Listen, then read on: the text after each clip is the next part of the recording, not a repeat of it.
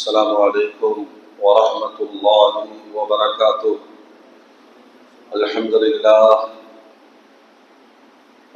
لله رب العالمين والعاقبة للمتقين والصلاة والسلام على رسوله سيدنا محمد وعلى آله وصحبه أجمعين. أما بعد، فأعوذ بالله من الشيطان الرجيم. بسم الله الرحمن الرحيم. إنما يريد الله ليذهب عنكم الرجس أهل البيت ويطهركم تطهيرا. وقال النبي صلى الله عليه وسلم: المهاجر من هجر ما نهى الله عنه، المجاهد من جاهد نفسه. صدق الله العظيم وصدق رسوله النبي الكريم. اللهم صل على سيدنا محمد وعلى آل سيدنا محمد وبارك وسلم وكرم عليه. அளவிலா அருளும் நிகரிலா அன்பும் கொண்ட எல்லாம் அல்ல அல்லாஹ்வின் திருநாமம் போற்றி ஆரம்பம் செய்கின்றேன். சாந்தியும் சமாதானமும் ஈருலக சரதார் அகிலத்தின் அருட்கொடை பிரபஞ்சத்தின் பேரொளி நம் உயிரிடம் மேலாகிய கண்மணி நாயகம் ஹஜ்ரத் முஹம்மது ரசூலுல்லாஹ் ஸல்லல்லாஹு அலைஹி வஸல்லம் அன்னவர்களின் மீதும் அன்னாரின் அடிச்சுவற்றை பின்பற்றி வாழ்ந்து வழிகாட்டிய உத்தம சத்திய சஹாபாக்கள், தாபிஈன்கள், தபஅத் தாபிஈன்கள், அவுலியாக்கள், நாதாக்கள், ஷுஹதாக்கள், குறிப்பாக பரக்கத்து நிறைந்த முஹர்ரம் மாதத்தின் ஜும்மாவுடைய நன்னாளில் அல்லாஹ்வுடைய இல்லத்தில் சங்கமித்திருக்கிற நாம், நம் மக்கள், உலக மூமின்கள் அனைவர் மீதும் அல்லாஹ்வின் பேரருள் என்றென்றும் நின்று நிலவட்டுமாக. ஆமீன். அல்ஹம்துலில்லாஹ். கண்ணியத்திற்கும் மரியாதைக்கும் உரிய அல்லாஹ்வின் நல்லடியார்களே, அருமையான மூமின்களே, சகோதரர்களே, அல்லாஹ் ஜல்ல ஜலாலுஹு இந்த ஈமானிய சமூகத்திற்கு வழங்கி கொண்டிருக்கிற பெரும் பாக்கியங்களில் ஒன்று புனிதமான காபத்துல்லாவையும் கண்மணி நாயகம் ஸல்லல்லாஹு அலைஹி வஸல்லம் வாழும் சொர்க்க பூமியான மதீனா ரௌதா ஷரீஃபையும் ஹஜ் உம்ரா ஜியாரத்தின் வழியாக சென்று வருகிற பெரும் பாக்கியத்தை உலகெங்கிலும் வாழுகிற ஈமானிய சமூகத்திற்கு அல்லாஹ் வழங்கி இருக்கிறார்.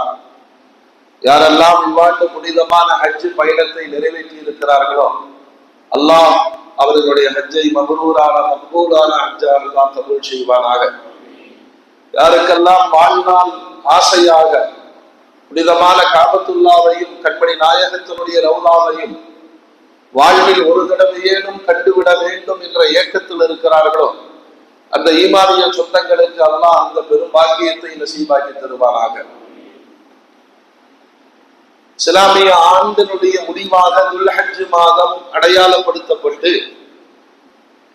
ஒரு ஆண்டினுடைய தொடக்க மாதம் முஹர்ரம் மாதம் நமக்கு சய்யிதுனா உமர் ரலியல்லாஹு அன்ஹு அவர்களின் வழியாக இஸ்லாமியர்களுக்கான ஆண்டாக, ஆண்டின் தொடக்கமாக முஹர்ரம் மாதம் அடையாளப்படுத்தப்பட்டிருக்கிறது. அந்த முஹர்ரம் மாதம் அடையாளப்படுத்தப்பட்டதனுடைய நினைவாக முன்வைக்கப்பட்ட ஒரு வரலாற்று பின்னணி, ஒவ்வொரு ஆண்டு பிறக்கிற பொழுதும் ஹிஜ்ரி என்ற ஒரு அடையாளத்தை ஹஜ்ரத் உமர் ரலியல்லாஹு அன்ஹு முன்வைத்தார்கள். பெருமானாருடைய வாழ்க்கையில் நடைபெற்ற பல்வேறு சோதனைகள், அதிலே வரலாறு மறக்காத, இந்த உம்மத்து மறக்கக்கூடாத ஒரு நிகழ்வு அல் ஃபாரிகு பைனல் ஹக்கி வல் பாத்தில். இதுதான் சத்தியம், இது அசத்தியம் என்ற வேறுபாட்டை உலகத்திற்கு அறிய செய்த பெருமானாருடைய போராட்டத்தின் ஒரு அடையாளம் ஹிஜ்ரத் பயணம். ஹிஜ்ரி என்ற 3 எழுத்துக்களை உச்சரித்து விட்டு நகர்ந்து விடக்கூடாது இந்த உம்மத். அதற்கு பின்னால் மறைந்திருக்கிற தியாகமும் பெருமானாரும் சித்தீக் நாயகம் அனுபவித்த அந்த கொலைக்களத்திலிருந்து தப்பித்து வந்த நிகழ்வு. இந்த பயணம் மாத்திரம் நடைபெறாமல் இருந்திருந்தால் உலகத்திற்கு இஸ்லாம் வந்திருக்கார். நாம் முஸ்லிம்களாக வாழ்ந்திருக்க முடியாது. இவ்வளவு பெரும் ஞாபகத்தாகி இஸ்லாத்தை அனுபவித்திருக்கவும் முடியாது.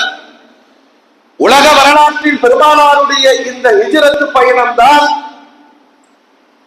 இஸ்லாத்தை வெளி உலகத்திற்கு கொண்டு வந்த ஒரு அற்புதமான தியாக பயணம். நீண்ட விவாதங்களுக்கு பிறகு ஹிஜ்ரி 17ஆம் ஆண்டுதான் ஹிஜ்ரி என்ற பெயர் சூட்டப்பட்டு முஸ்லிம்களுக்கான ஆண்டின் அடையாளத்தை சையதுனா உமர் ரலியல்லாஹு அன்ஹு கொண்டு வருகிறார். மூமின்களே, ஐங்கால தொழுகையை நாம் கடந்து செல்வதை போல ஒவ்வொரு நாளும் தேதியை கிழிக்கிற பொழுது, தேதியை பார்க்கிற பொழுதெல்லாம் ஒவ்வொரு மூமினுக்கும் ஒரு உணர்த்துதலை ஹிஜ்ரி 1444 முஹர்ரம் மாதம் இத்தனாவது பிறை என்று தினசரி ஹிஜ்ரத்தை உலகத்திற்கு சொல்லிக் கொண்டிருக்கிற அற்புதமான தியாக போராட்டத்தின் வரலாறு தான் ஹிஜ்ரி 1446. மூமின்களே, துல்ஹஜ் மாதம் என்பது உலகத்தில் சையதனா இப்ராஹிம் அலைஹிஸ்ஸலாத்துடைய போராட்டத்தின் தியாக எழுப்புகளை கொண்டு அது நிறைவு பெற்றது. அந்த தியாக போராட்டத்தை அல்லாஹ் எப்படி அங்கீகரித்தார்?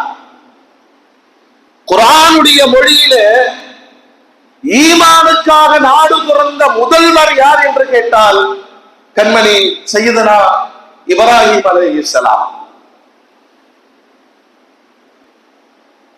என்னுடைய ரப்பின் தான் நான் ஹிஜ்ரத் செய்கிறேன். உலக வரலாற்றிலேயே நாடு துறத்தல் என்பது தன் தேவைக்காக, தன் குடும்பத்திற்காக, தன் தொழிலுக்காக, தன் சமூகத்திற்காக, தன் மண்ணிற்காக, தன் தேசத்திற்காக கிடையாது. தன்னுடைய தீனுக்காக, என்னுடைய ஈமானை நான் பாதுகாத்துக் கொள்ள வேண்டும். என் ஈமானுக்கு சொந்த மண்ணில் பாதுகாப்பு இல்லை, ஆகையினால் என் ஈமானுக்காக நாடு துறக்கிறேன் என்று முதலாக ஈராக்கிலிருந்து சிரியாவிற்கும் பாலஸ்தீனத்திற்கும் பின்பு மக்காவிற்கும் ஹிஜ்ரத் செய்த சையதுனா இப்ராஹிம் அலைஹிஸ்ஸலாம் அல்லாஹ்வுடைய ஹிஜ்ரத்திற்கு எப்படி ஒரு அங்கீகாரம் கொடுத்தார் தெரியுமா? இவ்வளவு தியாக தழும்புகளை தாங்கிக் கொண்ட ஒருவர், அவர் ஒருவர் மட்டுமே ஒரு சமுதாயம். கியாமத்து நாள் வரைக்கும் அவருக்கான அடையாள சின்னமாக புனிதமான ஹஜ் என்ற அமலை அல்லாஹ் உலகத்திற்கு கடமையாக்கி தந்தார். இப்ராஹிம் அலைஹிஸ்ஸலாம் என்ற திருநாமத்தை தவிர்த்து விட்டு ஹஜ் என்ற அமல் கிடையாது. இஸ்மாயில் என்ற தியாக தழும்புகள் இல்லாத ஹஜ் என்ற அமல் கிடையாது. ஹாஜிரா என்ற ஒரு பெண்ணின் தியாகத்தின் சுவடுகள் இல்லாத ஹஜ் என்பது கிடையாது. இந்த மூவரும் இணைந்த குடும்பத்தின் வரலாறு ஹஜ். அதை அனுபவியுங்கள் என்று கியாமத்து வரைக்கும் ஒரு சமுதாயத்திற்கு வணக்கமாக ஆக்கிவிட்டார். அதிலே ஹஜ்ஜாஜிகள் ஏறத்தாழ இவ்வாண்டு பயணத்தை முடித்துக் கொண்டு எல்லோரும் திரும்பி விட்டார்கள். இன்னும் ஒரு சிலர்கள் வர இருக்கிறார்கள். சோசியல் மீடியாக்களுடைய தாக்கம் என்ன தெரியுமா? எந்த செய்தி வந்தாலும் அதை பரப்புவது நம்முடைய பரவு. அல்லாஹ் நம்மை மன்னிப்பானாக, அல்லாஹ் நம்மை மன்னிப்பானாக. பரபரப்பான செய்தி போட்டு விட்டுறது. ஆனால் நீங்கள் எதை விமர்சனத்தில் எடுத்திருக்கிறீர்கள் தெரியுமா? அல்லாஹ்வினால் நடத்தப்படுகிற ஆன்மீக பரிசுத்த மாநாட்டை குறித்து விமர்சனங்களை நாம் மேற்கொள்கிறோம். ஹஜ்ஜுக்கு போனவரும் விமர்சனம் பண்ணக்கூடாது, ஹஜ்ஜுக்கு போகாமல் இங்கு இருப்பவர்களும் விமர்சனம் பண்ணக்கூடாது. ஒரு 100 பேர் வந்துட்டு போற பள்ளிவாசல்ல அவ்வளவு பிரச்சனை நம்மால சமாளிக்க முடியல இல்லையா? 20 லட்சம் மக்களை அல்லாஹ் தன் இல்லத்திற்கு அழைத்து ஆட்சிகளாக ஆக்கி பாவங்கள் மன்னித்து அவர்களுடைய துவாக்களை கபூல் செய்து அவர்களுடைய தாயகத்திற்கு திரும்ப அனுப்ப வைக்கிறான். அவன் விரும்பியவர்களை சொர்க்கத்தின்பால் அழைத்துக் கொள்ளுகிறான். இங்கு உட்கார்ந்து கொண்டு சாதாரணமாக அரசாங்கம் சரியில்லை, சவுதி சரி கிடையாது, ஏற்பாடுகள் இல்லை, என் வீடா இது? நீங்கள் விமர்சனம் செய்வது மிகப்பெரிய முட்டாள்தனம். அல்லாஹ் அக்பர். எப்படிப்பட்ட மண்ணிலே என்னை பக்குவப்படுத்துவதற்கு என்னுடைய ரப்பு அழைத்திருக்கிறார். அங்கிருந்து நான் பயன்படுத்துகிற வார்த்தைகள் தான் என் வாழ்க்கையை தீர்மானிக்கும். நீங்கள் யாரையோ விமர்சனம் செய்வதாக அல்லாஹ்வை விமர்சனம் செய்கிறார்கள், புனிதமான ஹஜ்ஜை விமர்சிக்கிறார்கள், ஆஜிகளை விமர்சிக்கிறார்கள். ஏற்பாட்டாளன் அல்லாஹ் தானே. அந்த மரணம் கிடைப்பது ஷஹீது தானே. அதற்காக துஆ செய்து காத்து கொண்டிருக்கிற லட்சோப லட்ச இதயங்கள் இருக்கிறது. யா அல்லாஹ், எனக்கு மௌத்தை தருவதாக இருந்தால் புனிதமான மதீனத்து மண்ணில் தா என்று கேட்கும்படி பெருமானார் படித்தார்கள். இங்க உட்கார்ந்துட்டு மௌத்தா போயிட்டாரு, ஏற்பாடு சரியில்லை, கூடி போனவங்க ஏமாத்திட்டாங்க. மூமின்களே, அதுல அரசியல் இருக்கிறது, இல்லை என்று சொல்லவில்லை. ஆனால் நாம் விமர்சனம் செய்கிற விஷயத்தில் கவனம் வேண்டும். அல்லாஹ் இந்த உம்மத்தை மன்னிப்பானார். ஒரு 50 பேரை கூட்ட உங்க வீட்டுல தாவத்து கொடுங்க. அசருக்கு பிறகு ஓஞ்சி வர்றாரு. லட்சக்கணக்கான மக்களை அழைத்து அல்லாஹ் விரும்பாமல் செய்கிறானே. இங்கிருந்து பயணிப்பவர் 2024 வாழுகிற ஒரு சராசரி மனிதர். ஆனால் அவரை 1400 ஆண்டுகளுக்கு முன்பு அல்லாஹ் அழைத்து போய் இப்ராஹீமின் சின்னங்களை பாருங்கள், கண்மணி நாயகத்தினுடைய வாழ்க்கை வரலாறுகளை அனுபவியுங்கள்.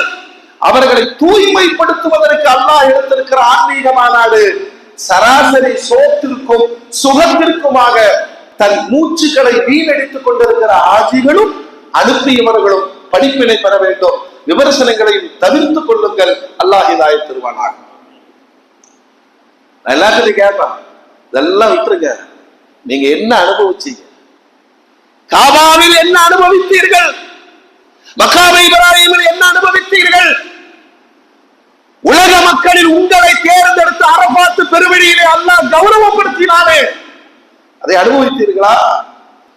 எவ்வளவு பெருமை, எவ்வளவு பொறாமை, எவ்வளவு ஆணவம், எவ்வளவு அடங்காத்தனம், எல்லாத்தையும் முறித்து போட்டு முஸ்தலிஃபாவில் நடு இரவிலே தெருவிலே படுக்க வைத்தானே ரப்பு. உனக்கு என்ன பாடம் கிடைத்தது? ஆஜிகள் அதை அனுபவிக்கும். அதுதான் ஆஜிகள். டூர் போறதா? அல்லாஹ் அக்பர். ஆஜிகளை அல்லாஹ் மன்னிப்பானாக, அவர்களுடைய ஹஜ்ஜை அல்லாஹ் கபூல் செய்வானாக. அதனால விமர்சனம் பண்றோம் சொல்லிட்டு சும்மா வாட்ஸ்அப்ல அடிச்சு 15,000 பேர் மொத்தம் போயிட்டாங்க. அவன் சரியில்லை, இவன் சரியில்லை. ஆனால் அதையும் தாண்டி யோசிக்க வேண்டிய நிறைய விஷயங்கள் இந்த சமூகத்திற்கு இருக்கிறது.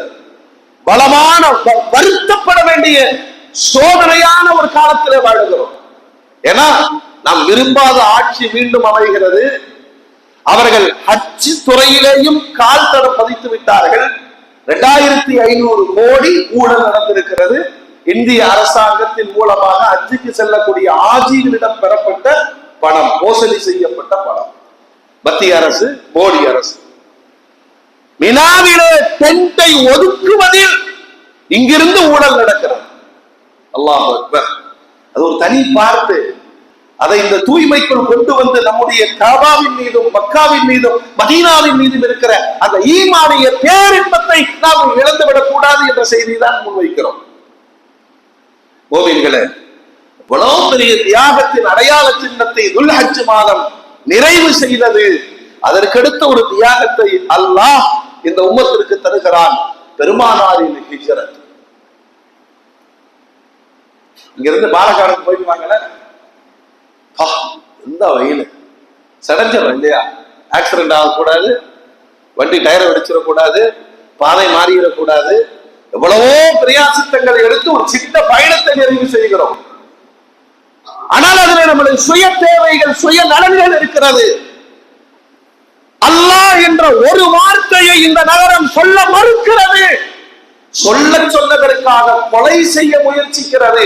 இந்த ஊர் வேண்டாம், இந்த மண் வேண்டாம். யா அல்லாஹ், நீ காட்டும் ஊருக்கு நான் பயணப்படுகிறேன். ஒத்துக்கொள்ளாத சீதோஷண நிலை, அறியாத பருவ காலங்கள், பழகாத மக்கள், வெகு தொலைவு. பெருமானார் மட்டுமல்லவே, பெருமானார் மீது ஈமான் கொண்ட ஒரு ஏழை சமுதாயம். அல்லாஹ் அக்பர். சொந்த மண்ணை தொடர்ந்து விட்டு மதீனாவிற்கு பயணப்பட்டு போனது ஹிஜ்ரத் பயணங்கள் அப்படின்னு வரலாறுகளை நீங்கள் தேடி பார்த்தால் ஒவ்வொரு சாபியும் ஹிஜ்ரத்தை பேசிக்கொண்டே இருக்கிறார்கள் கியாமத் நாள் வரை. அவ்வளவு துன்பங்கள். நீங்க ரொம்ப காலமா கோயம்புத்தூர்ல இருக்கிறீங்க. உங்களுடைய சொத்து, உங்களுடைய தொழில், உங்களுடைய எல்லாம் பறித்து கொண்டு ஊரை விட்டு விரட்டினால் உங்கள் உங்களுடைய நிலை என்னவாக இருக்கும்? ரோஹிஞ்சா முஸ்லிம்கள் குறித்து பேசுகிறோம் இல்லையா? பர்மாவிலிருந்து விரட்டப்பட்ட முஸ்லிம்கள் குறித்து பேசுகிறோம். இலங்கையிலிருந்து அகதிகளாக வந்தவர்கள் குறித்து பேசுகிறோம். இந்த இத்தனை வரலாறுக்கும் பின்னணியாக நம் உயிருக்கும் மேலாகிய கண்மணி நாயகம் ஸல்லல்லாஹு அலைஹி வஸல்லம் இரவோடு இரவாக வெட்டி சாய்க்கப்பட வேண்டும் என்று திட்டம் தீட்டி வீடு முற்றுகை இடப்பட்ட பொழுது கையேந்தினார்கள் அல்லாஹ்விடத்தில், யா அல்லாஹ், நீ காட்டும் ஊருக்கு நான் செல்லுகிறேன். நபிமார்களின் பணி அதுதானே. அப்படி ஹிஜ்ரத் செய்த பெருமானார் இந்த உம்மத்திற்கு சொன்ன பாடம் என்ன தெரியுமா? ஈமானுக்காக நீங்கள் போராடியே ஆக வேண்டும். நமக்கு சொர்க்கம் வேற ஒரு இடத்துல இருக்கு. சொர்க்கம் சொல்லுங்க பாய், சொல்லுங்க. சொர்க்கம் இங்கே தேடிட்டு இருந்தா பூமின்னு சொல்றாரு, தொழுகிறாரு, நோன்பு வைக்கிறாரு. சொர்க்கம் இங்கே வேணுங்கிறாரு. பயங்கரமான வீடு வேணும், நினைச்சதெல்லாம் நடக்கணும், அப்படி இருக்கணும். கிடைக்காது, பூமிக்கு கிடைக்காது.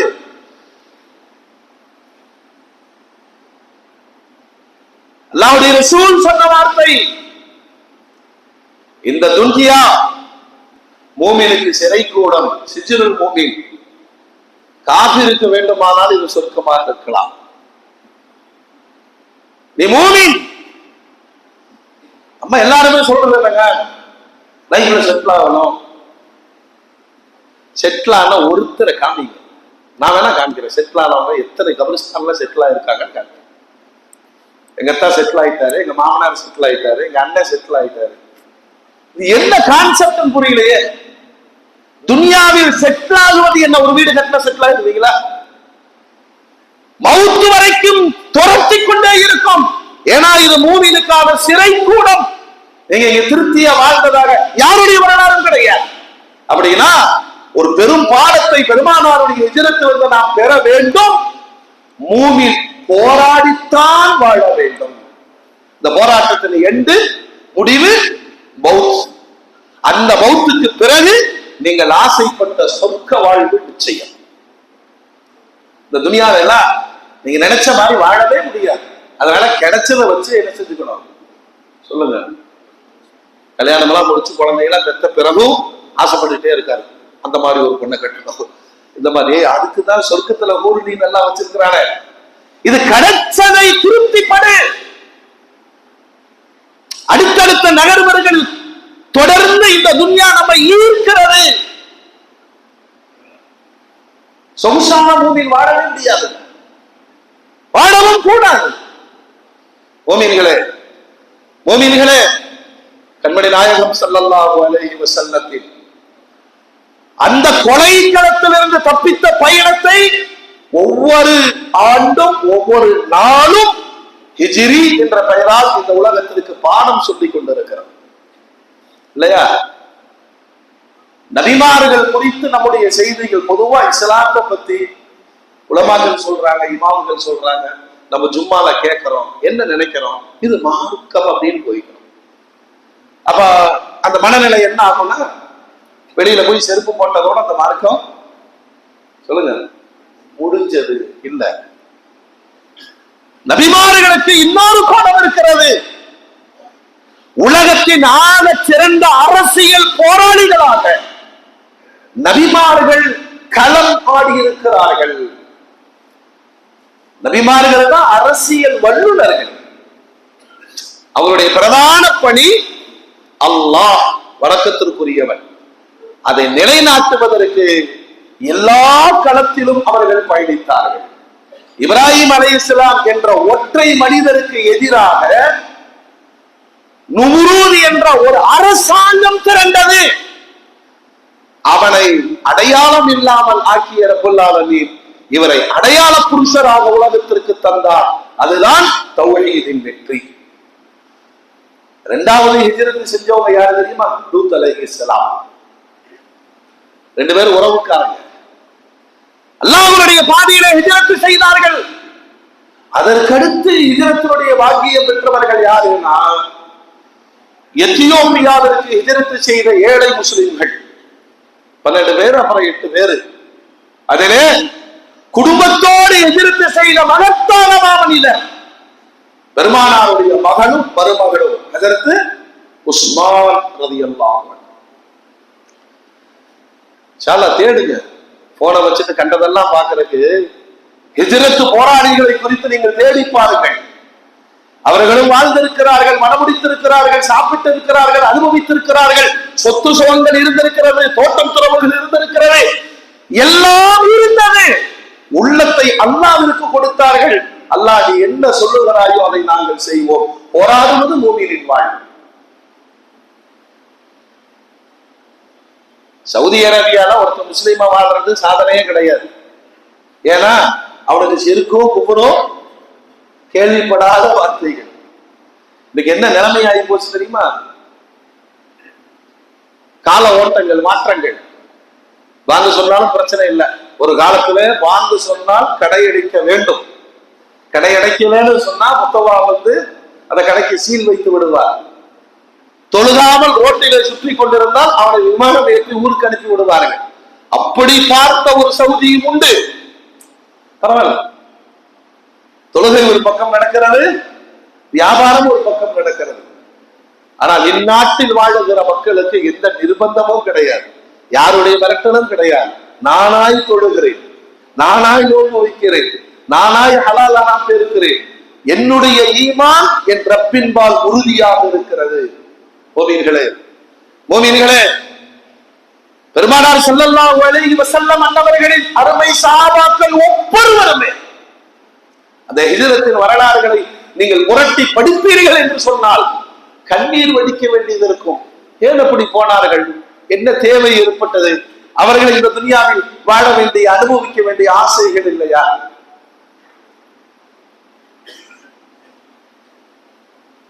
எல்லாம் இருந்தது. அதைவிட ஈமான் அதிகமாக இருந்ததினால் கண்மணி நாயகத்தினுடைய இந்த போராட்ட குணம் ஒவ்வொரு சாபியிடம் இருந்தது. பெருமானாருடைய காலத்திலேயே இந்தியாவிற்கு புறப்பட்டவர்கள், சைனாவிற்கு புறப்பட்டவர்கள், ரோமிற்கு புறப்பட்டவர்கள், மிகப்பெரிய சக்கரவர்த்திகளை சாய்த்து பார்த்தவர்கள், எல்லாம் ஒரே ஒரு வார்த்தை தானே, அல்லாஹ். 250 நாடுகளில் வியாபித்திருக்கிற இஸ்லாம், சுப்ஹானல்லாஹ். சைனால சஹாபாக்களுடைய வரலாறுகள் எல்லாம் இருக்கு. சைனாவுடைய ஹிஸ்டரி வேற, கம்யூனிஸ்டுடைய சித்தாந்தம் வேறு, அங்கு குர்ஆன் வாசிப்பதற்கு கூட தடை. ஆனால் இஸ்லாம் புறப்பட்ட நேரத்திலேயே சஹாபாக்களால் நிலைநிறுத்தப்பட்ட மன்னது. பெருமானாருடைய ஹிஜ்ரத்தோடு முடித்துவிடக் கூட இந்த ஹிஜ்ரத்தில் பங்கெடுத்த ஆயிரக்கணக்கான சஹாபாக்கள். அல்லாஹ் அக்பர். அதனாலதான் இன்னைக்கு எவ்வளவு சுதந்திரமாக வாழ்கிறோம். நாம மட்டும் ரொம்ப இன்பமா வாழ்ந்துட முடியுமா அப்படின்னா நமக்கும் சில சோதனைகளை அல்லாஹ் தருகிறான். நீங்கள் தொடர்ந்து போராடிக்கொண்டே இருக்க வேண்டும். இப்படி அல்லாஹ்வுடைய ரசூல் அரசியல் தளத்திலும் போராட்டத்தை முன்னெடுத்த பொழுது, ஏன்னா அல்லாஹ்னு சுதந்திரமா உச்சரிக்கணும்னு சொன்னா நாடு வசப்பட வேண்டும் இல்லையா, ஆட்சி வசப்பட வேண்டும். அதற்காக பயணப்பட்ட பெருமானாருக்கு அல்லாஹ் மதீனத்து மண்ணை வசப்படுத்தி கொடுத்தார். இங்கு கொலைக்களத்திலிருந்து தப்பித்து போன பெருமானார் மதீனத்து மண்ணில் சிவப்பு கம்பளம் விரிக்கப்பட்டு வரவேற்கப்பட்டார்கள். அதுவரையிலும் யஸ்ரிப் அப்படிங்கிற பேரில இருந்த மதீனா, அல்லாஹ்வுடைய ரசூல் உள்ளே கால் வைத்த உடனே மதீனத்து நபி, நபியினுடைய நகரம் என்று பெயரானது. அவர்கள் எழுப்பிய பள்ளிவாசல் மஸ்ஜிது நபவி என்ற பெயர் பெற்றது. அடுத்து என்ன செய்தார்கள் பெருமானார்? 13 ஆண்டு காலம் இந்த அல்லாஹ் என்ற திருநாமத்தை ஏற்க மறுத்த மண் விட்டு விட்டு வந்து விட்டோம். ஆனால் அந்த வார்த்தையை ஏற்றுக்கொண்ட மண்ணில் அமர்ந்து கொண்டு வெறும் 10 ஆண்டுகளில் இந்த மார்க்கத்தை உலகளாவிய மார்க்கமாக கொண்டு போக வேண்டும் என்றால் பெருமானாருக்கு முதலாக வசப்பட்டது அரசியல் தளம். அங்க அவர்தான் ஜனாதிபதி, அங்க அவர்தான் நபி, அங்க அவர்தான் தலைவர், அங்க அவர்தான் ரசூல், அங்க அவர்தான் சமுதாய தலைவர். மஸ்ஜிது நபவியினுடைய ஒவ்வொரு தூண்களும் ஒரு வரலாற்றை சொல்லுகிறது. இந்த தூணில் பெருமானார் சாய்ந்து அமர்ந்திருந்தால் வெளிநாட்டு தூதர்களோடு பேச போகிறார்கள் என்று அர்த்தம். இந்த தூணில் பெருமானார் சாய்ந்து அமர்ந்திருந்தால் போர் தொடுக்க போகிற போகிறார்கள் என்ற அர்த்தம். அந்த தூணில் பெருமானார் அமர்ந்திருந்தால் அது குடும்ப பஞ்சாயத்துகளை நடத்தப் போகிறார்கள் என்று அர்த்தம். ஒரு பள்ளிவாசல், அதில் இருக்கிற 8 தூண்கள் பெருமானாருடைய நாடாளுமன்றம், சட்டமன்றம், நீதிமன்றம், குடும்ப வழக்குகள் அத்துணையும் எதிர்கொள்கிற நிகரற்ற அரசியல் தளத்தை பெருமானார் உருவாக்கிய பிறகு அது என்ன மனோதகிரியம் தெரியுமா? அன்றைக்கு இருந்த பாரசீகம், ரோம் இவைகளுக்கு கடிதம் எழுதினார்கள். அந்த கடிதத்தின் வார்த்தைகள் எல்லாம் வரலாற்றில் பதிவு செய்யப்பட்டிருக்கிறது. ஒரே ஒரு வார்த்தை தான், அஸ்லிம் தஸ்லிம். யாருக்கு எழுதினார்கள்? இங்க உட்கார்ந்து மோடிக்கு கடிதம் எழுதுன, நீ முஸ்லீம் ஆயிட்டேன்னா நீ வெற்றி கொள்வாய். துணிவு வருமா? பெருமானார் எழுதினார்கள். மிக பெரும் ஆட்சியாளர்களுக்கு ஒரே ஒரு வார்த்தை தான், முஸ்லீம் ஆயிரு நல்லா இருக்கு. இந்த கடிதத்தை கொண்டு போன சஹாபாக்களுடைய வீரம் வரலாறுகளில் பதிவு செய்யப்பட்டது. ஏன்னா அவர்களுக்கு நம்பிக்கை என்னன்னா, இங்கு வாழ பிறக்கவில்லை, இங்கு மரணிக்க பிறந்தோம், சொர்க்கத்தில் வாழுவோம். ஆகையினால் அந்த கடிதத்தை எடுத்துக்கொண்டு ரோம் நாட்டு அரண்மனைகளில் வாசல்களை தட்டி நின்றார்கள். யார் அந்த யாசகன்? அந்த வாளில அவர்கள் விரித்து வைத்திருந்த கப்பலங்களை கிழித்து கொண்டு போய் அந்த மன்னனிடம் பெருமானாரின் கடிதத்தை கொடுத்தார்கள். யார் இவர்? இவர் மதீனாவின் ஜனாதிபதி, இவர்தான் மதீனாவுடைய தலைவர், உலக சமுதாயத்துடைய தலைவர். முஸ்லிம் ஆயிரு. இந்த வார்த்தை சொல்ல ஒரு தைரியம் வேண்டுமா இல்லையா? 3 எழுத்துக்கள் ஹிஜ்ரி அப்படின்னு கடந்து போயிடும். இந்த பின்னால் இருந்த ஈமானிய வேட்கை தான் அவர்களுக்கு வெற்றியை தந்தது. 7 தெருக்களுங்க, 2 குறுக்கு தெருங்க, கொஞ்சம் பேரித்தம் தோட்டங்கள், அவ்வளவுதான். அல்லாஹ்வுடைய ரசூல் சொல்லுவாங்க, உலகத்துக்கே ஈமானுடைய ஹெட் ஆபீஸ் என்பதை நான். பாம்பு தன்னுடைய புற்றிலிருந்து புறப்பட்டு ஊரெல்லாம் சுற்றி திரிந்து தன் புற்றுக்கு திரும்புவதை போல என் மதீனாவில் இருந்துதான் ஈமான் உலகம் முழுவதும் புறப்பட்டு போகும். கியாமத்துடைய கடைசியில் அந்த ஈமான் குறைந்து குறைந்து குறைந்து என் மதீனாவில் தஞ்சமடையும் என்று பெருமானார் சொன்னார். உலகத்தில் இருக்கிற நகரங்கள் எல்லாம் நகரம் அல்ல, என் மதீனா, என் ரப்பு உருவாக்கிய மக்கா மலாயிகத்துமார்களால் பாதுகாக்கப்படுகிறது. அங்க யாஜூஜ் மாஜூஜ் நுழைய முடியாது, முனாஃபிக்குகள் வாழ முடியாது, தஜ்ஜால் உள்ளே நுழைய முடியாது. அல்லாஹ்வுடைய கட்டுப்பாட்டில் இயங்குகிற 2 பெரும் நகரங்களை பெருமானார் சொன்னாங்க. மக்காவிலும் மதீனாவிலும் ஈமானை தவிர என்ன இருக்கிறது சொல்லுங்க? இன்டர்நேஷனல் சிட்டி, சர்வதேச நகரம். அதற்கான அடையாளங்கள் அங்கு ஒண்ணு விளையாட்டு இருக்கணும், அல்லது சூதாட்டம் இருக்கணும், அல்லது ஷேர் மார்க்கெட் இருக்கணும், அல்லது உலக விருத்தம் இருக்கணும். எதுவுமே கிடையாது, எதுவுமே கிடையாது. அந்த மண்ணுக்கு வருகிற அத்துணை பேர்களும் உச்சரிக்கிற வார்த்தை லப்பைக் அல்லாஹும்ம லப்பைக். மதீனாவுக்கு போகிற பொழுது ஸலாத்து வஸ்ஸலாமு அலைக யா ரசூலல்லாஹ். ஒரு ஆன்மீகத்தில் கோடிக்கணக்கான பொருளாதாரத்தை திரள் கொள்கிற 2 இன்டர்நேஷனல் சிட்டி என்று சொன்னால் மக்காவும் மதீனாவும். சுப்ஹானல்லாஹ், வருகிற அத்துணை பேரும் தன்னிலை மறந்து அல்லாஹ்வின்பால் தங்களை அர்ப்பணிக்கிற கண்கொள்ளா காட்சி அல்லவா பெருமானாரின் அரசியல் போராட்ட களத்தில் இருந்து விடுதலை பெற்ற நகரங்கள். பெருமானாருடைய சொந்த மண் எல்லாருக்குமே பிடிக்குமா இல்லையா?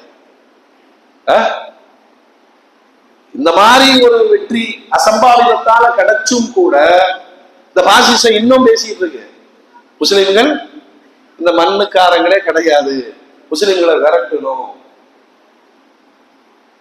இன்னும் பேசிட்டு இருக்காங்க இல்லையா? நம்மளா ஒரு சமாதானம் பண்ணிக்கலாம், 2 குரங்கு கையில சிக்கி இருக்கு. ஆனா அது குரங்குக்கெல்லாம் பெரிய குரங்கு. போராடி வேண்டும், போராடித்தான் ஆக வேண்டும். இந்த போராட்டத்தில் வெற்றி என்பது நம்முடைய அறிவு மமதையை விட ஆன்மீக பலத்தினால் மட்டுமே. அதைத்தான் ஹிஜ்ரத் பயணத்தில் ஜனநாயக போராட்டத்தை தொடங்கி வைத்தார்கள். பெருமானார் தான் அங்கு தலைவர். என்ன செஞ்ச? சிறுபான்மை கிறிஸ்தவர்களை அழைத்தார்கள், சிறுபான்மை யூதர்களை அழைத்தார்கள், சிறுபான்மை நெருப்பு வணங்கிகளை அழைத்தார்கள். எல்லாத்தையும் உட்கார வச்சு சொன்னாங்க, இந்த மண் ஜனநாயக மண்ணுதான், மெஜாரிட்டி நாங்க முஸ்லீமா இருக்கணும், இங்க தலைவர், செயலாளர், பொருளாளர், நிதி அமைச்சர், வெளியுறவுத்துறை எல்லாம் கிடையாது. எல்லாம் ஒன்வே, நான் தான் முடிவு பண்ணுவோம்.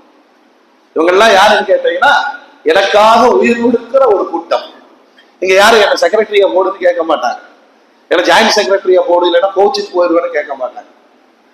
அத்தனையும் நான் சொல்வதுதான், நான் சொல்வது அத்தனையும் என்னுடைய ரப்பு சொல்வது. ஆனாலும் பெருமானார் ஒரு ஜனநாயகத்தை உருவாக்கினாங்க. ஜனநாயகத்திற்கு என்ன அர்த்தம் தெரியுமா? மக்களால் மக்களே ஆட்சி செய்யும் முறைதான் ஜனநாயகம். அதை பெருமானார் தெளிவாக சொல்லுகிறார்கள். இந்த மதீனா என்னுடைய வசப்பட்டு விட்டது. ஆனால் கிறிஸ்தவர்களே, நீங்கள் சுதந்திரமாக வாழலாம், வணங்கலாம். யூதர்களே, நீங்கள் சுதந்திரமாக வாழலாம், வணங்கலாம். நெருப்பு வணங்கிகளே, நீங்கள் சுதந்திரமாக வாழலாம், வணங்கலாம். ஆனால் நான் என்னுடைய தாவா, என்னுடைய அழைப்பு, என் கடமையை செய்து கொண்டே இருப்பேன். காரணம் என்னவென்றால், யாரையும் நிர்பந்தித்து இஸ்லாத்திற்கு கொண்டு வர வேண்டிய உத்தரவு என் ரப்பு எனக்கு தரவில்லை. எதையுமே கம்பல் பண்ணி வரக்கூடாது. அந்த குழந்தைகளை மிரட்டி சாப்பிட வைப்பாங்கல்ல, ஃபுல்லா சாப்பிட்டோட அப்படியே வாந்தி எடுத்தோம். பாக்குறோமா இல்லையா? இளைஞர்களுக்கு நான் சொல்றேன், காதலுக்காக வருகிற இஸ்லாம் நிக்காது. தயவு செஞ்சு புரிஞ்சுக்குங்க. சில பசங்கள்லாம் எனக்கு பயான் பண்றாங்க, ஹஜ்ரத் ஒரு பொண்ணை நான் தீனுக்கு கொண்டு வந்திருக்கிறேன், எனக்கு வந்த ஆத்தத்துக்கு அவனுக்கு கத்தனை பண்ணி இருக்கணும். ஏன்னா ஒன்ன மாதிரி எத்தனை நடிகர்களை நானும் வாழ்க்கையில பார்த்துட்டேன். தயவு செய்து சப்போர்ட்டுக்கு அவங்க அத்தனை பேசுறாங்க, தீனுக்கு ஒரு பொண்ணு வருது, நீ தீனு விட்டு போடா. காதலுக்காக வருகிற இஸ்லாம் நிற்காது, எழுதி வைத்துக் கொள்ளுங்கள். பிறந்து வளர்ந்த தீனே நிக்கலையே, கரெக்டுங்களா? பிறந்து அத்தா அம்மா முஸ்லீமு, அந்த வழியில பிறந்து வாழ்ற நம்மள்டே தீன் நிக்கலையே. இவன் திடீர்னு பார்த்து ரெண்டும் அஃபெக்ஷன் ஆயிடுச்சு, உடனே இவன் சொன்னா நீ தீனுக்கு வந்துரு, இல்லைன்னா அவனை நீ தீனுக்கு வந்துரு. அதெல்லாம் எப்படி வாழுதுங்கிறத நீங்க டெஸ்ட் பண்ணி பாருங்க. கோழிகள் ஒருபோதும் நிற்காது. நான் சொல்ல வருவது இதுதான்.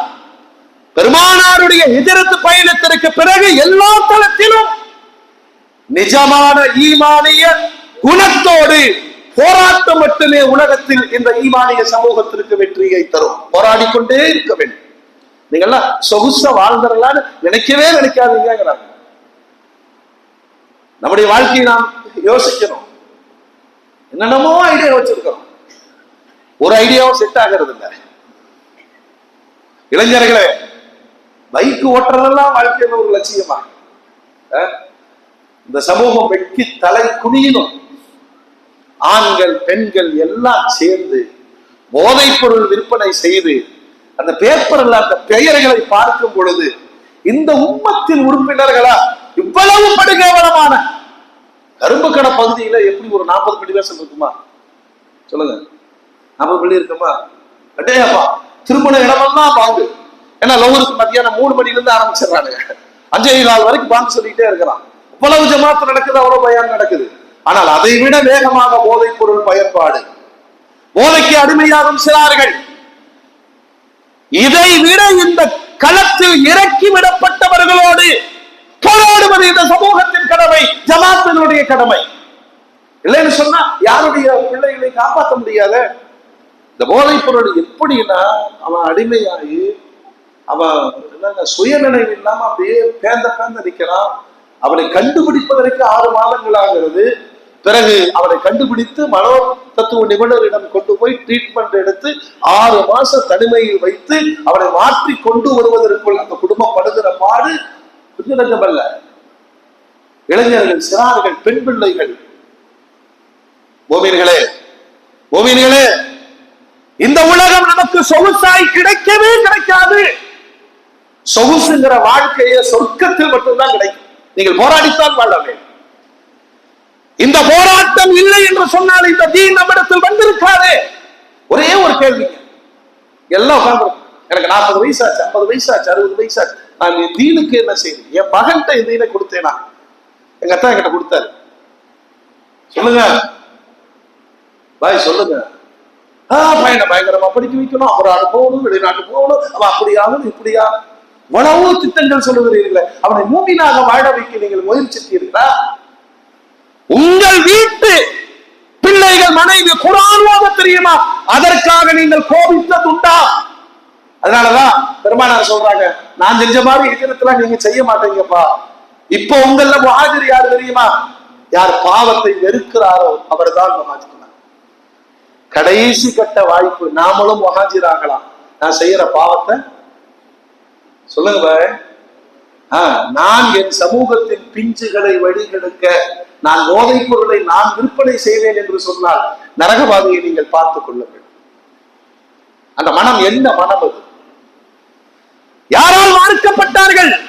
வேற ஒண்ணும் கிடையாதுங்க, வேற ஒண்ணும் கிடையாது. அவர் பேக்கெட் வித்தா சொல்லுங்க பாய், இங்கே எவனா இருக்கிறீங்களா தெரியல, எனக்கே பயமா இருக்கு. எவனையுமே நம்ப முடியும். எவனை பார்த்தால் திருட்டுக்காக விற்கிறான். சொகுசா பாலம் விதவிதமா பைக் வாங்கணும், புதிய பாலத்துல பைக்ல போய் சாகணும்.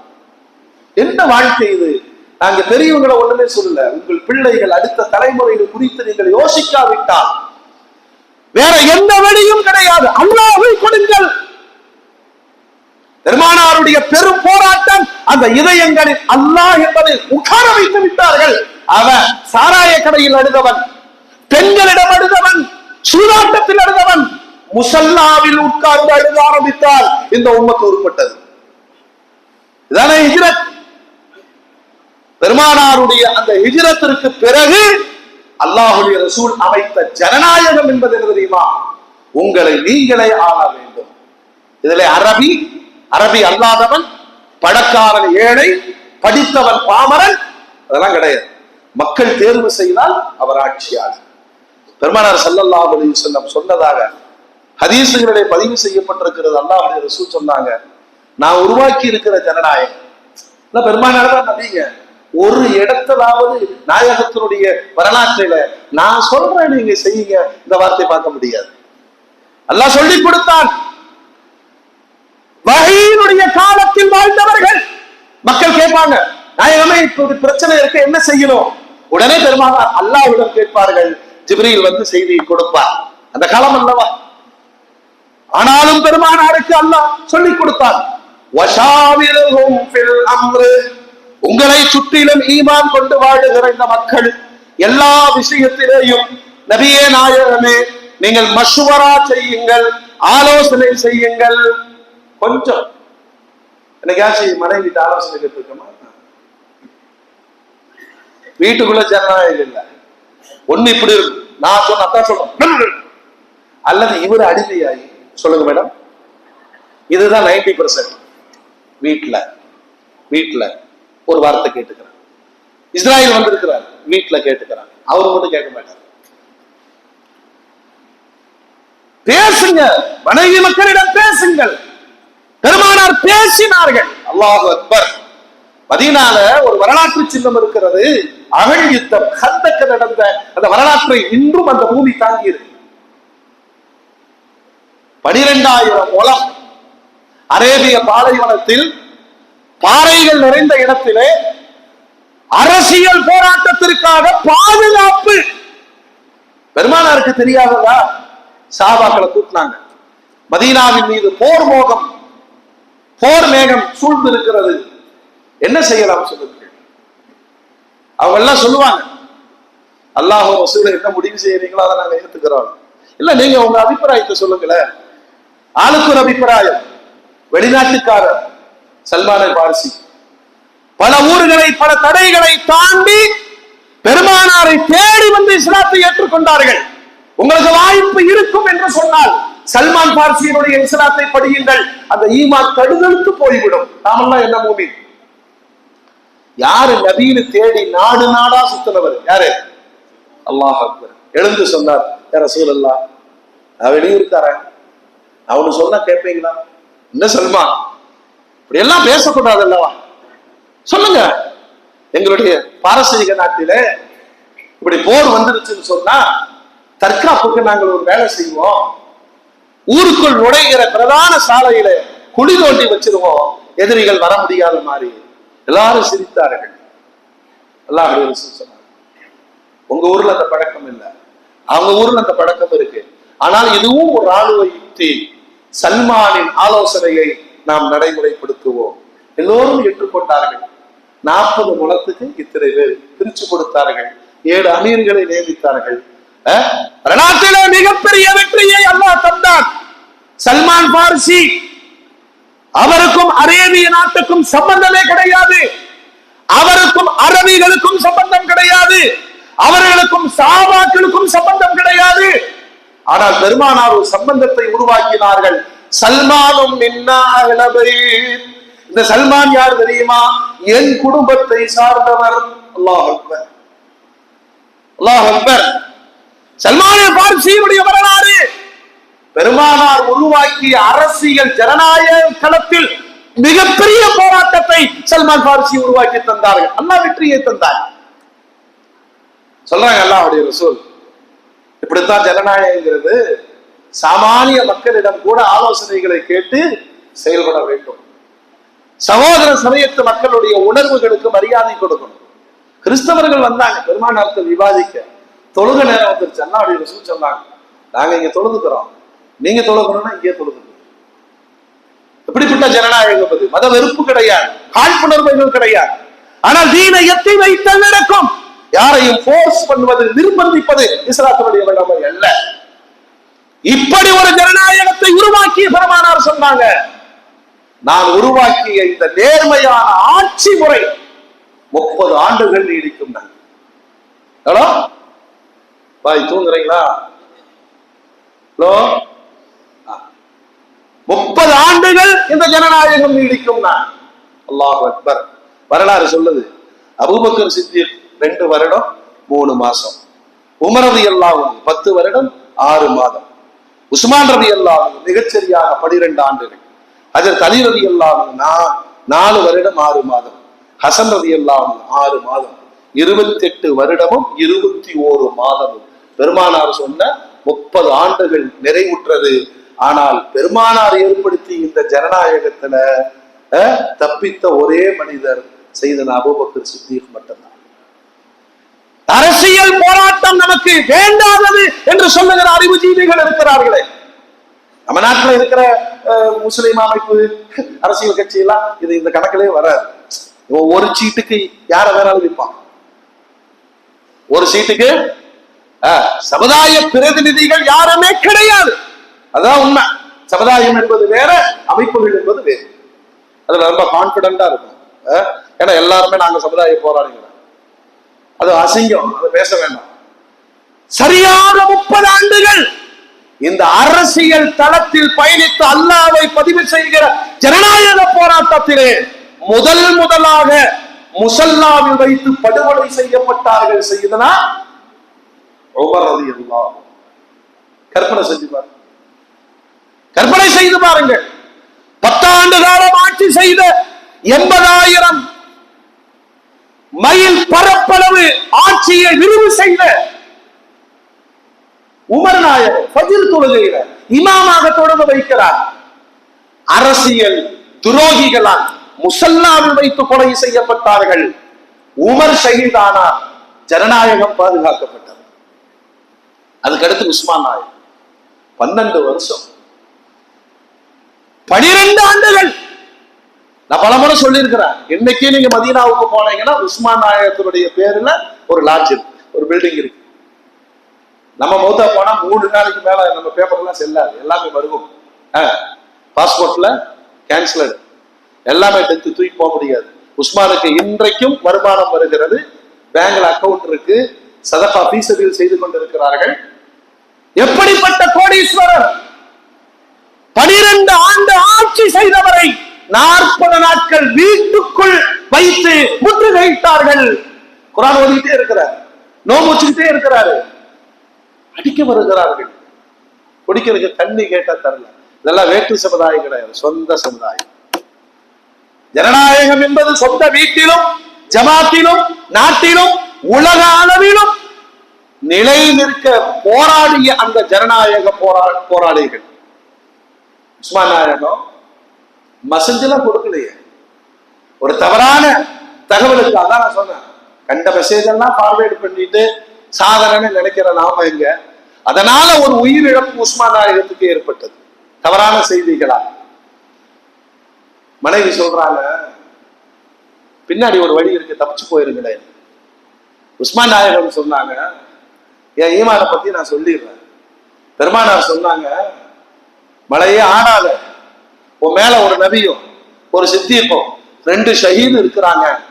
நபி பெருமானார், சித்திக் அபூபக்கர், உமரும் நானும் தான் இருந்தோம். நாங்க ஷஹீத் ஆகுவோம் பெருமானார் சொன்னாங்க. ஷஹாதத்தை விட்டும் நான் ஓட மாட்டேன். நான் குர்ஆன் ஓதுகிறார் சரியாக. அலிஃப்லாம்ல ஃபஸயக்ஃபீகஹுமுல்லாஹ் வஹுவஸ் ஸமீஉல் அலீம் அப்படிங்கிற ஆயத்து ஓதும் போது ஓட்டை பிரித்து உள்ளே குதித்தவர்கள் உஸ்மான் நாயகத்தை வெட்டி சாய்த்தார்கள். அந்த ரத்தம் அந்த வசனத்தின் மீது படித்தது. அது இன்னமும் இஸ்தம்பூல்ல இருக்கு. உஸ்மான் நாயகன் சிரிச்சுக்கிட்டே மௌத்தா போனாங்க. ஏன்னா பெருமானார் முன்னாடியே சொன்னாங்க, இந்த ஆயத்து ஓதும் போது நீ வெட்டி சாய்க்கப்படுவேன். போராளிகள் அல்லவா?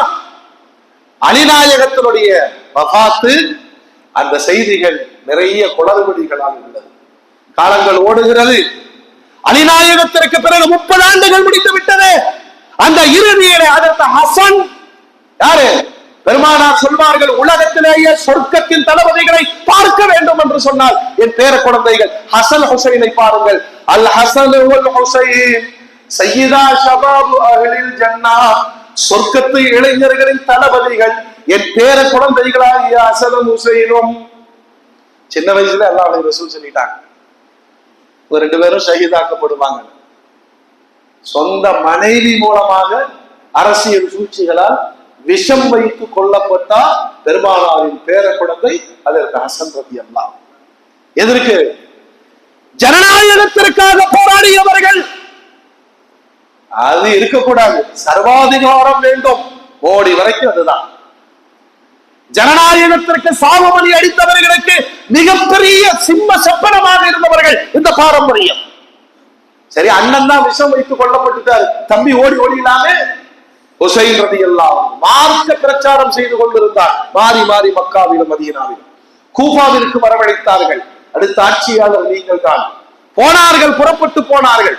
அழைத்த சொந்த சமுதாயமே ஃபுராத் நதிக்கரை கரையோரத்தில் வைத்து பெருமானாருடைய வம்சமே இருக்கக்கூடாது என்று அடித்து துவைத்து ஹுசைன் ரலியல்லாஹு அன்ஹு அவர்களை கர்பலா களத்தில் வைத்து ஷஹீதாக்கினார்கள்.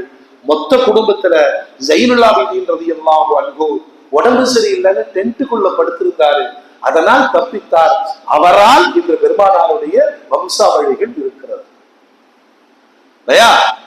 முஹர்ரம் மாதம் நிறைய தியாகங்கள் சுமந்திருக்கிற வரலாறு நமக்கு தெரியும்.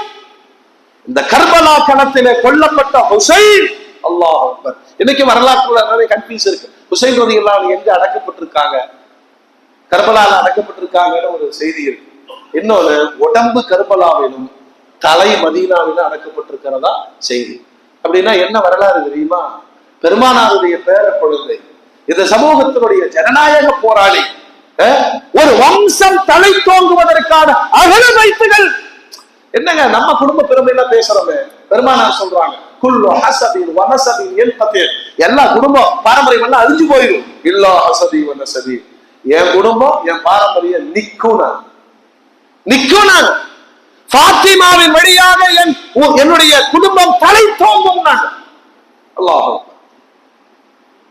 ஹுசைனை கொன்னுட்டு எதிரிகள் அந்த தலையை தூக்கிட்டு ஊர் ஊரா போனாங்க. பெருமானாருடைய பேர குழந்தை பார்த்து ரசித்த சமூகம் ஜனநாயகத்திற்கு எதிரான சர்வாதிகாரத்திற்கு வித்திட்டது. தலையை கொடுத்தாவது ஜனநாயகத்தை காப்பாற்றினார்கள் அந்த போராளிகள். மோமின்களே, இந்த வரலாறுகள் நமக்கு ஒரு செய்தியை நிச்சயமாக மனசில பதிக்க வேண்டும். போராடாமல் நல்லது நடக்காது. போராடாமல் ஈமானிய தலைமுறை உருவாக்க முடியாது. போராட்டம் இல்லாமல் சொர்க்கமும் கிடைக்காது. நியாயத்திற்காக, தர்மத்திற்காக, உண்மைக்காக போராடினால்தான் அவர் மோமின். வல்ல ரப்புல் ஆலமீன் இந்த தியாகங்களின் வழியாக கிடைத்திருக்கிற இந்த மார்க்கத்தை அடுத்த தலைமுறைக்கு கொண்டு போய் சேர்க்கிற போராட்டத்திலாவது நாம் இணைந்து பயணிக்க வேண்டும். அல்லாஹ் தௌஃபீக் செய்வானாக, ஹிதாயத் தருவானாக. வா ஆகிரு தஅவானா அல்ஹம்துலில்லாஹி ரப்பில் ஆலமீன்.